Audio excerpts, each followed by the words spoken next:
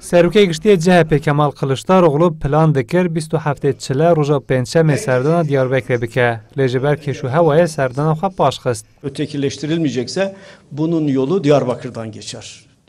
جبریا سردان خو کلشداروغلو لانقره گوت د باوریا من دریا دموکراسی د دیاربکر در باسته به او دوی تک از جبر ناستانه و باوریا خو جدان ایدیتن.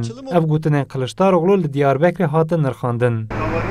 اندام CHP پارزر جودت ناصر آنو گوت کردان د سال 1989 ده گلک ایش و آزارن گران کشاندن و CHP جو دخوازه برینا کردان درمان بکه و وی پرسکره که د پارلمانتو ترکیه ده çare ser bike. Egere em soruna her tişti beni de çi sorun hey geçi de meclise de be haberdan o çözüm aviçi ortak çözüm ki de demokrasi hukuk çerçevesinde sorun çebi ki va sorunaj ortaya rabi ki carık de va sorunana de vi memleketi de çenebe.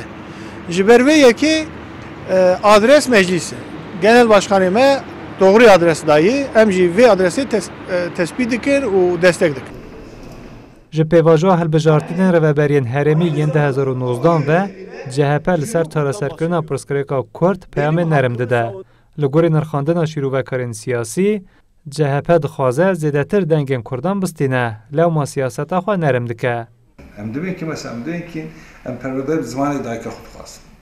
Mafnas û şîrovekarê siyasî Mihemed Emîn Axtar gotinên Kılıçdaroğlu nirxand û got ji beriya desthilatdariya xwe partiyên siyasî peyamê nerim didin. Lê heta ku hişmendiya civakê û nêrîna dewletê ya li ser pirsgirêka Kurd neguhere û Kurd di destûrê de neyên qebûlkirin, ev pirsgirêk çareser nabe. Problem herî mezin devleta Türk û desthilatdariya wê desthilatdariya devleta Türk û bi şeklî bi gelê Kurd re çawa têkildar biye, têkilatiya wî çawa danîne. Problem de heye yani.